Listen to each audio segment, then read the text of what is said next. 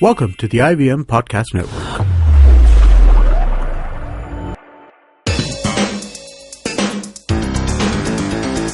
You're listening to TFG Football. What's up, everyone? And here we are with another episode of the TFG, Indian Football Podcast. What's with your voice? What to do? I don't know. Because I didn't go for any of the matches. Nothing I did, and still I get a cold and my voice is down. Yeah, you need to get ready by Sunday. Yeah, that's exactly my point. Yesterday, so when we were watching the match, I even tweeted about this. I have a bad sore throat, but I'm all up for it. I think it's gonna get worse. So I was telling Nikhil also that, dude, Sunday is a match. My voice is already gone. Like if I scream and have to come back and talk, I won't have any voice. But we'll keep up for it. Yeah. We have still a few more days to go. Before that, something happened yesterday also. That's last night. Now joining me, you heard Nikhil. As usual, Kevin is in the studio. Ranjit is taking her off, So he's traveling. He's traveling. So before we talk about yesterday's matches, there's a new development that's come, and it's a good news for all Chennai City FC fans that finally there is some, as we said, we wanted them to see some hope ahead, if not the games that are giving them, because they had off the field a lot of problems with the stadiums and everything. We spoke a lot in length, but now it's come that they are finally allowed to play at Jawaharlal Nehru Stadium. Yes. And that's where they will play. Yeah, so, that's the news that broke out. Actually, I saw it on Twitter when Chennai City retweeted the Indian Express article, and Tamil Nadu Sports Minister K. Pandya Rajan quoted that the meeting went very well, and we have agreed to give the stadium to them at subsidized rate. So that is what, even the owner Rohit Ramesh was fighting for, because we heard that the per day rates were 4 lakh rupees, which is like way too high. I mean, when they're charging 25 rupees for a ticket. Way too high for a team who has just come in through corporate entry. I mean, it would have been a totally nightmare for Rohit Ramesh. I can just think of how many rounds he would have made to the minister and how many discussions he would have undergone. But finally, it's all good for them. The meeting went well. Could have went well before the I-League started. But chalo, jo hua so hua. They have got the stadium. They have got to know like all the matches are happening at the stadium. But I'll tell you what, we need more stadiums like Cooperage or the Andheri Sports Complex, which are like 5,000 to 10,000 capacity, especially for teams like this. Like a startup kind of a thing. Yeah, and that it brings a good atmosphere even if the crowd is like around 3,000, 4,000. Yeah. Okay, so when you have since they have done with Jawaharlal Nehru, and which has a huge capacity, and even if Chennai City fans, they came out in numbers like 4,000, 5,000 or even 7,000, it would look very bad, On camera. Yeah, on camera. Especially the camera is facing to the area where there is a lot of sunlight. Okay, so if it's a afternoon kickoff, you won't see any people over there. Yeah. And then it looks very bad, from a TV viewership kind of a perspective. True. And then, there are a lot of noises jo bolta hai ki like crowd nahi hai, kuch nahi hai, marketing nahi hai. Those all things, starts to happen. But good for Chennai City, they have got their place. Finally got a place, right, which they can call their own. And I think some of the fans out there finally something to smile, because people in Chennai and Tamil Nadu are really struggling through a lot of tough times, from the time the floods and their chief minister passing away, and then the Jallikat, whatever nonsense is happening out there. So a ray of hope. See? Sport brings that out to you. That's true. One thing I wanted to mention here that the minister spoke out is, our key thing is it's a Chennai-based organization who are making a meaningful effort. So we would like to support them to an extent that at least our costs are recovered. So it shows that they are making an effort, because there are so many Chennai players, footballers who are playing, and after so many years we are seeing participation from Tamil Nadu, after Chennai. National League, So it's a good effort. Finally, the talks have been through, and it's good for Chennai City. Yeah, and I think this would also give those players, like Nikhil mentioned, there are many players from local boys that we call. It will finally give them the room to, shout out to the fans. As in, now they'll be okay. Finally, ghar mila hai. The rest we'll take care of. You know, like pulling people in, cheering them up for coming in. Finally, if you don't have a place to play, there's no point in calling a huge crowd. Yeah, and one thing I want to whatever. tell to Chennai football fans: don't make it as Chennai versus Chennai City FC. You know, especially places like Mumbai, Pune, Chennai, where there is not much of a football following. And in that, if you make a demarcation ki like, nahi, main Chennai fan hai, main Chennai, the football is not gonna, it's not Kolkata. It's where you have clear-cut demarcations of two teams ki like, nahi, this is my And team. where already football is established. Yeah, you know, once the merger happens and then you need to pick a side, at that point you decide kisko choose karna hai. But right now, you know, I think support football. Yeah. That should be the main. there are your lads, you know, Chennai lads who are, you know, giving their heart out there. Go out and support. I mean, you could see, you know, Prashant Mohan to come out, you know, guns blazing. He could be the next star, but he needs support from you guys. So don't make it as Chennai versus Chennai. Because I'm on different WhatsApp groups and I can, you know, see that kind of thing going on over there. It's common. I mean, it would be same in You know, everything. Like a Goan club or a FC Goa or Yeah, Mumbai City. and this Mumbai FC. word of plastic fan has done a lot of trouble to Indian football than you know, all these other things. So Yeah, exactly. support football. Go out and support them. Yeah, I mean, just go watch a pure 90-minute game. That's what, at the end of the day, gives you those moments to cherish, right? Well, moving on, like we said, we will definitely talk about yesterday's matches. The first game, not so great. Expected result, but a little blah game. It could have been a bit exciting. The second game was... We'll keep that. We'll come to it. But Kevin, your thoughts on Churchill Brothers versus East Bengal? Churchill Brothers' defense was absent, totally absent. You know, I think the whole team is absent, except Churchill's sisters and mothers and fathers. I don't know who all they are. see, totally no coordination between the defenders and the goalkeeper. You have a defender who's shielding the ball, and the goalkeeper doesn't even know he has to come out and collect the ball. So that was just one of the examples that we've seen, and it happened too often in the game, not just one-off occasion. Now there was some defensive lapses in the East Bengal defense as well, but that's okay because so one of few occasions where Churchill Brothers did make it to the East Bengal box. So that's okay because it wasn't so bad for East Bengal in the defensive side, but. Churchill Brothers really need to step up to the game now. Three games without even a single point, and that to two losses. Scored? They have scored. That's the lovely free kick From Brandon.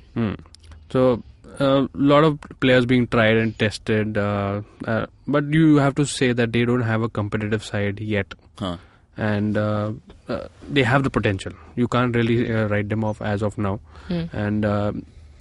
Against East Bengal, you were expecting East Bengal to go, attack from all right from the start, and they did that.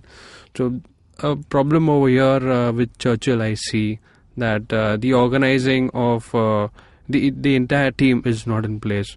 There's actually sometimes I feel the players are playing in wrong positions. Now Keenan as a right back, so you would expect some overlapping runs. Yes, the overlapping runs do come.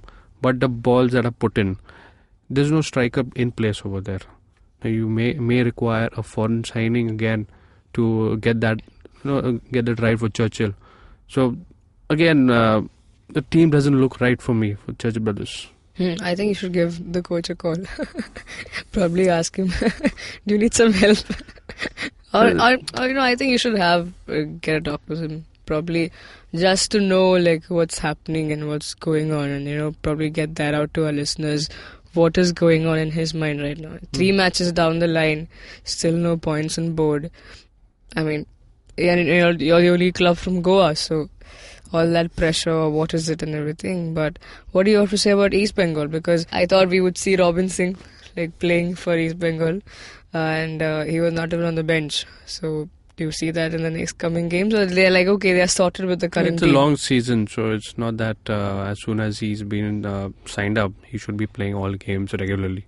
So slowly, steadily, we should see him making regular and much more bigger appearance rather than just small-time substitute games.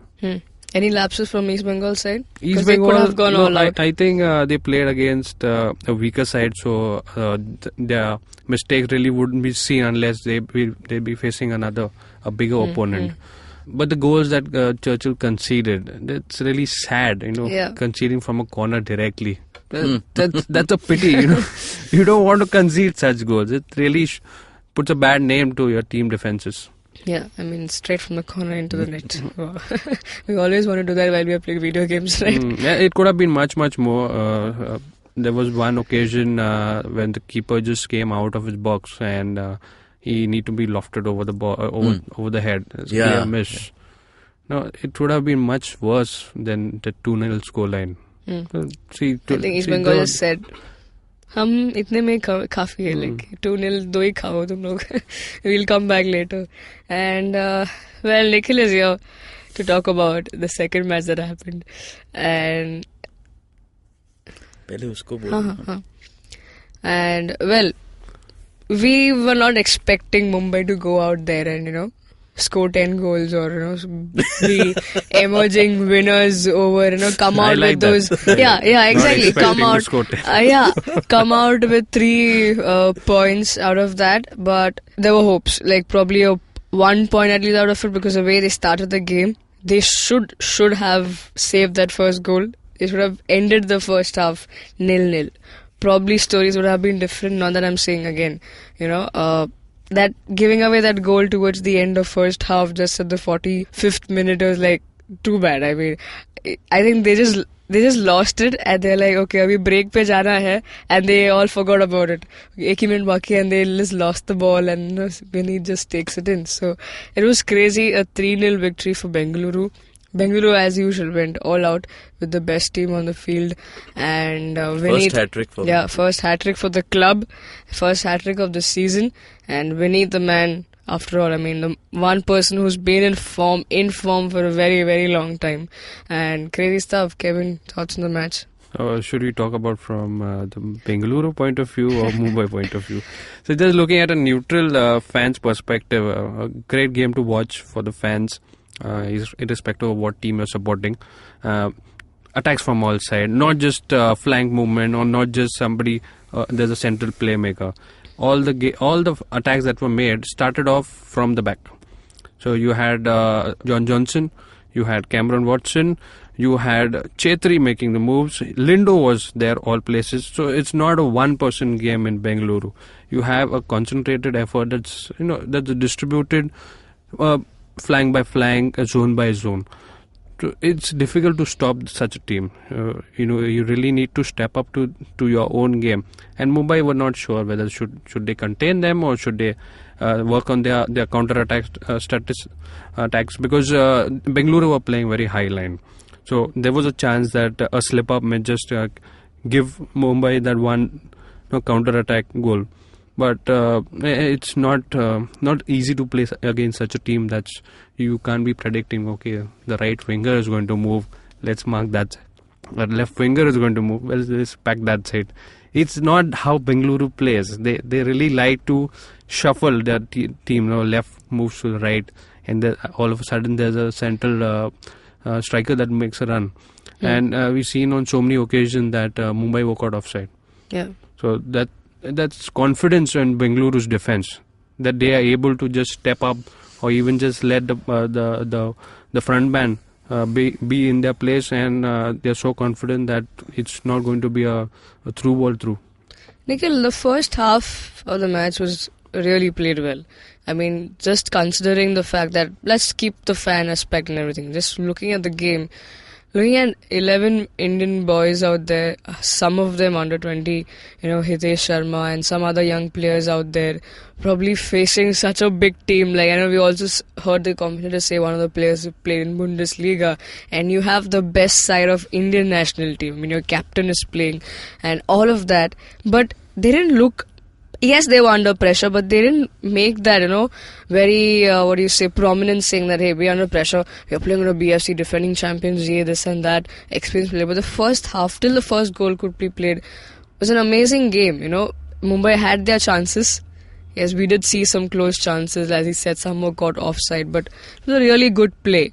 But I think were they like shattered after the first goal? Okay, so it all comes down to what Santosh Kashyap said during press conference. Not for the Bengaluru match, but when when Mumbai FC started their season over here, that we are gonna play attacking football. But what happens is, I don't know whether he is tied up in his words, because a defensive tactic is not a wrong tactic in football. Okay, you have to defend and get a point. That's where whatever happened in the past, Khalid was there and he went to Bengaluru, they got a point out of the match. But, those kind of things made sure that your focus is right there. You have to defend. Yesterday, what happened, even though I was happy with some of the runs made by, Victor Ano or Hitesh, but the level is different of Bengaluru FC and Mumbai FC, okay? Because we saw that one corner or free kick that Mumbai FC used to get, and then when Hitesh was in the box, he used to come at an elbow height of John Johnson. Right. How is Hitesh going to go over John Johnson and, put that ball into the net? Yeah. It's not going to happen. Mumbai FC, yesterday we were looking at the players, they're all short, they are not those tall, lanky guys. And as you mentioned, some of the guys from Bengaluru FC, they played for Bundesliga, they played for Australian League, top division league, Newcastle Jets and all. It's, the demarcation is, there. BFC is a totally different team altogether. Now, how do you hold on? Do you go with, whatever you have said, that we'll play attacking football? Do you go out there and attack? You don't. You just contain. And that's what Mumbai FC tried to do, in the first half. Yeah. They tried to contain Bengaluru FC. And after the goal, yes, you rightly said, after one goal, it's like injury time chal raha hai first half ka, let's contain them now, and goal happens. It really affects the morale. Yeah. And Vineet, he's a kind of a player, who is right there at right time. You look at the second goal, the third goal. Unfortunately. Yeah, the second goal we had to see in the replay. Yeah, because of the masterclass telecast by 10 Sports. But he was right there. We saw the replay. He was right there at the center. And, it's difficult. You can't rely a lot on Pratik Chaudhary. And right now, that's the thing that is happening. He's actually defining the defense of Mumbai, but he can't be anywhere. And that's where, everybody, I think Bengaluru FC got to know that let's keep the ball away from Pratik. Let's come from the flanks and we can get through. And that's what they did. And it happened. Do you see that probably an experienced foreign signings would make a difference to the team? Something like an add-on kind of a thing. How does it... see, if you're playing a team like Bengaluru FC, I don't think foreign signings matter a lot, because that team is of a different level altogether. So what will happen? You're not going to get players from Bundesliga. You're not going to get players from Australian League. So it won't make much of a difference, okay? And you know what? I want to make this point put it in a very subtle way. Santosh Kashyap said that Mumbai FC will try to finish in top 3. Finishing top 3 and finishing 4th, mein zameen asman ka farak hai. Okay, because top 3 finish in terms of I-League is a different thing altogether than finishing in 4 and bottom. Because if you've seen last year's league and last to last year, the 4 and below position were decided on the last day, where all the teams were fighting for relegation. Okay, usme jo zyada score karta hai and who comes out. So if you finish 4th, it's not going to give you much, because that's going to happen. Now, how Santosh Kashyap decides to, go ahead with the planning, playing all Indians is not a bad idea. Of course not. Okay, they have shown, they have won 2 games. Bengaluru FC, chalo, theek hai, it happens. You have lost to the best team in the tournament, the one who plays in Asia. So, but moving ahead, how do you, there is Mohun Bagan, there is East Bengal, and they all have, almost the same qualities as Bengaluru FC has. They have tall players, they have lanky players, and who is going to get those headers in? You don't, how do you manage that? And that will define, because, throughout all the I-League seasons, we know that East Bengal, Mohun Bagan, not throughout, but since Bengaluru FC was in the I-League, we know East Bengal, Mohun Bagan and Bengaluru FC are the title contenders. And they will finish top 3. How are you going to get into that? That is the main challenge for Santosh Kashyap. And that is, so making foreign signings now, after 2-3 games, I don't know what, because right now the players are set. They know what to do. Okay, especially with all the other teams other than East Bengal, Mohun Bagan and Bengaluru FC. So it remains to be seen how Santosh Kashyap works out this.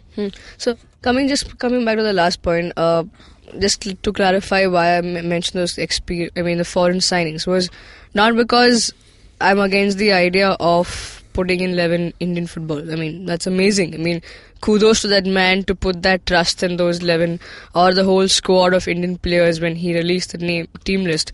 But the reason why I'm saying is foreign players or the overseas players, let's put it there, they do come with some experience, played some corners of the world, more because we Indians are more, hard. We have only handful of people who've gone out of India and played. So the exposure you get, everything that you get. So in those terms, do you think that can be contributing? Because we have one. It makes difference to each and every team, but you have to form that team before the league starts, not mid of the league. Right. That's not how things work in a professional league. If you want. Definitely, foreigners bring in a lot of experience. They uplift the team, but that has to be done before the. Now, if Santosh Kashyap was not ready with all the foreign signings that he saw, like all the foreigners who gave trials, and he was not, what difference it's gonna make? I mean, he's not gonna bring players from the top leagues of the world. Right. So I don't know who's gonna come in. We heard that Denzel is coming in, but let's. I mean, Santosh has to now justify himself how he is gonna go ahead with him with all this. Things. Right. Clarified a few points out there. I mean, interesting stuff. This season, as we expected, is going to be a thriller, like a suspense movie, which you would only know towards the end what's going to happen, because we see teams like Aizawl also coming up and stepping up their game. So it is a good competition. Wherever they stand in the points table, that probably would know it by the end of the day. But it's going to be a fight. Yep. It wouldn't be easy even for the top teams to come out and perform. Now, if some team like Churchill can contain East Bengal just scoring 2 goals, there is something, It was a dull game. East Bengal could have gone all out just like Mohun Bagan did against Minerva. 4-0 of a victory. But let's see how it goes. I mean, it's already given us 2 weeks of interesting results and great football out there.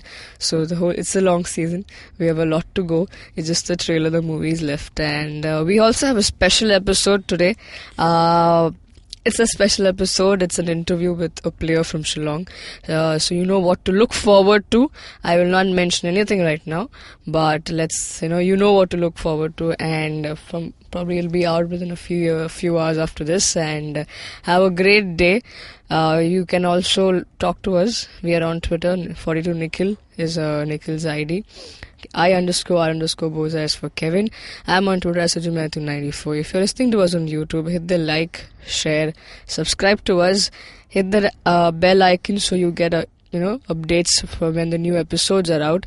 We can also get in touch with us, as I said, and our website, of course, thefangarage.com, and you'll get all the details of Indian football on our website. Read and get back to us. Have a great day. Cheers.